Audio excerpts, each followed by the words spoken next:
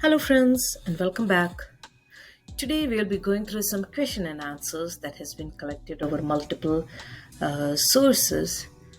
We'll go through the question and the answers and some explanation around it. One caveat that I would like to call out, please keep in mind that these values are as of certain time period as of 2022. These could change, and that's something which you should be keeping an eye out for if there is any new articles or new values that you are hearing from your NMLS SAFE classes. Okay, so let's start. We are starting off with the penalties. What's the penalty for violating ECOA? That's $10,000. What's the penalty for violating RESPA? It's $10,000 plus 1 year of jail. What's the penalty for violating do not call list? It's $43,280. What's the penalty for violating unauthorized fax? It's $500. What's the penalty for violating FACRA? It's $1,000. What is the penalty for violating FACTA? It's $5,000 plus jail time. What's the penalty for violating SAFE Act? It's $38,058. What's the penalty for violating TILA? TILA is a collection of a large amount of acts, and hence any amount associated with TILA is going to be huge. So there are three aspects of penalty for TILA: 5,000, 25,000, and 1 million. So 5K per day, these are all per day penalties. 5K per day for a single violation, and 25K per day for a reckless violation, and 1 million per day for knowingly violating TRID. So those are the three penalties associated with TILA. Now let's move on to other aspects or other questions. What's the four elements of a valid contract? So we should say that a contract always means that there are two parties associated with it who needs to have a mutual agreement. There is something legal in a contract, and there are some considerations that we need to carry on. So competent parties, mutual agreement about a legal object, and having considerations. So one way to think about it is that the competent parties are considering a mutual agreement for a legal object. Okay, now let's look at the front end and back end ratios for conventional, all the different types of loans. These numbers need to be by hearted from us. There is no easy way out. We all need to, if you want to pass the NMLS exam, the front end and back end ratios need to be learned. Okay, so now let's start with conventional loans. It's 28 in the front and 36 in the back.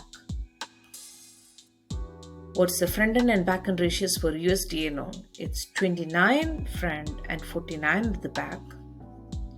What's the front end and back end ratios for a VA loan? There is only back end ratio, and that is 41. What is the front end and back end ratios for an FHA loan? It's 31 and 43%. So this is a grid that I have created, and this grid have helped me a ton during my preparations. So how this is helpful is conventional loan, the front end, or it is known as front end ratios, are also called HER ratio or housing expense ratio. And the back end ratio is known as a total debt equity ratio, or it could be called TOR ratio. So how I remember this is conventional loans, it's 28, 2 plus 8, 28. It adds up to 10. And the back end ratio is 1 more than 2, which is it starts with 3, and then the total is 9, 1 less than the total of conventional ratio. So it would be 36. So 28 and 36. FHA loans starts with 3. It starts with 3 and it adds up to 4%. It adds up to 4. So 31%, 3 plus 1 is 4. And then your total debt equity, the back end ratio starts with 4 and it's 1 minus. So it's 40. It starts with 4 and then 1 minus, it's 3. So 31% and 43%. VA loans are the most, would say that they get the most support, so they don't have any front end ratio, so it's not at all used, and their back end ratio is 41%. USDA is similar to VA loans, but they have a front end ratio and it's one more than the conventional loan. So it's 28 plus 1, it's 29%, and their back end ratio is same as what we have for VA loans. So that's the logic I have used for for reminding myself of what's the front and back end ratios. Okay, now let's move on to the next set of questions. Applicant can request a statement of reason within how many days of receiving the original adverse notice? So an applicant can request in 60 days. If an application for credit is denied based on the appraisal, the borrower have how many days to request for a copy, and lender have how many days to deliver it. So if the application for credit is denied based on appraisal, there is 90 days to request a copy and the lender has to respond within 30 days. So what does ECOA stands with? ECOA is always stands for being equal. It's ensuring that it handles the credit application. ECOA handles the credit application. That's something which you should keep in mind. It would help with your questions when it comes to your multiple choice questions.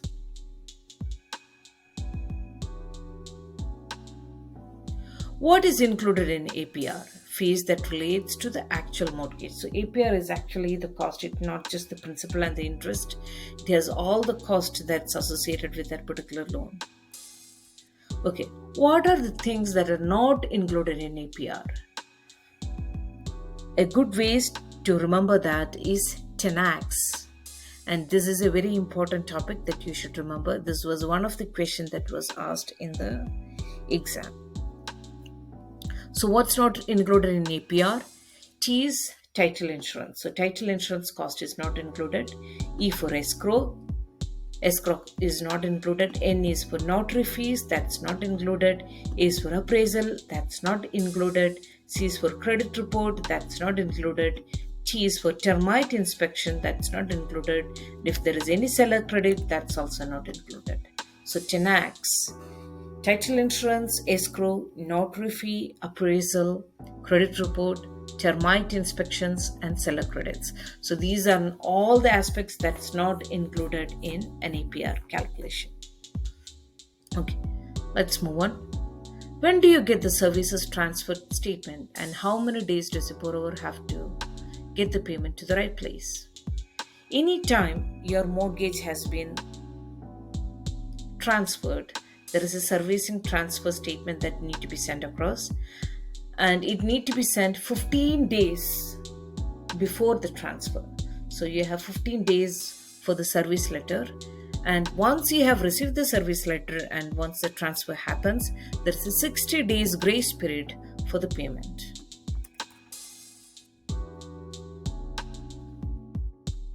Next question. Fannie Mae requires only a dash amount of years of history to be reviewed for all the credit and public informations. So the answer is 7. Fannie Mae requires 7 years of history to be reviewed for all credit and public information. What's the minimum down payment for an FHA loan? It's 3.5% if the credit score is 580 or higher, and if it's 10% if the credit score is between 500 and 579. What credit score is not eligible for an FHA loan? Anything less than 500, a credit score of less than 500 is not eligible for an FHA loan. Next, what's the late fee for an FHA loan? It's 4%. What's the late fee for a USDA loan? It's 4%. What's the late fee for a VA loan? It's again 4%. What's the late fee for a conventional loan? It's 5%. So one thing that you can keep in mind is conventional loan have the highest percentage, which is 5%. VA, USDA, and FHA loans have 4% of late fees. So this grade again comes to rescue. So here is the late fee. Conventional loan has 5%. Rest of the loans have all in 4%. Okay, now let's move on to the next set of questions. How many months of PITI? What does PITI stands for? Principal, interest, taxes, and insurance payments. How many months of PITI payments must be verified for a loan for a non-owned occupied property? So it's not an owner occupied property, so it's an investment property. So how many months of PITI must be verified? It's 6 months. So what happens if it's for owner occupied property? So if it's an owner occupied property, you should have 2 months of PITI payments must be verified. Another important question that's been asked was, what's the percentage of ownership do you need to be self-employed? So if you're considering a customer is coming to you with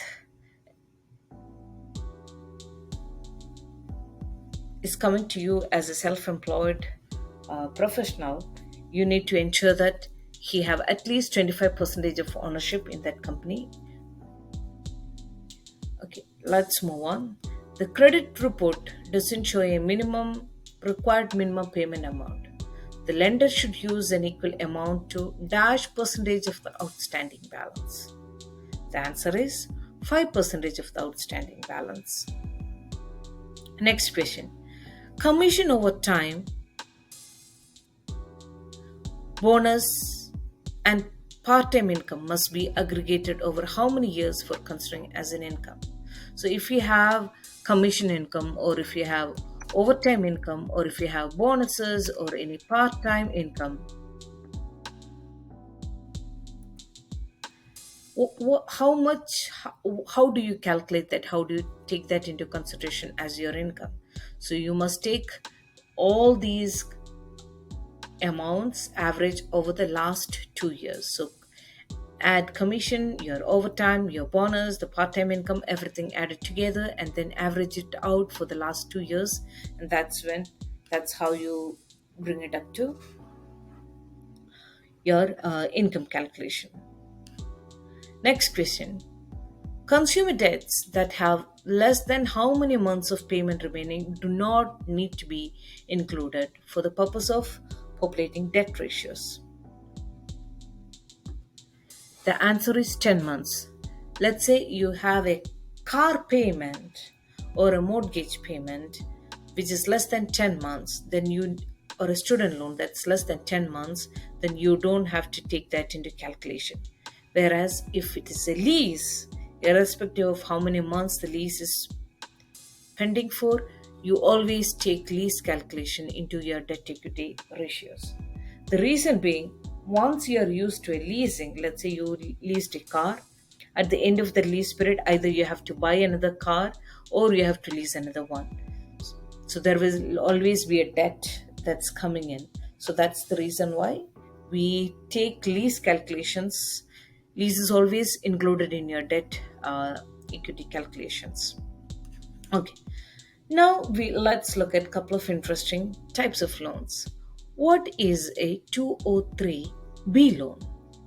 B for basic. So 203B refers to the FHA basic 30-year fixed loans.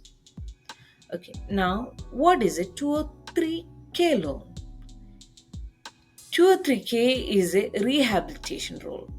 Okay, so the way it's been explained is the 203K means couple of thousands, and thousands is needed for rehabilitation. Okay, what is a 203G loan? G stands for good. In this context, we are referring G as good. So 203G refers to the loan to the good people among us, which would be the teachers, firemen, policemen, etc. Okay. What is IRS Form 8821? It's a tax information authorization form. What is 4506T form? It's a request for transcript of tax returns. What is the 1003 form? 1003 form is the URLA, or the Uniform Residential Loan Application. That's the main application form that we all, as an NMLS agent, would be MLO agent will be using.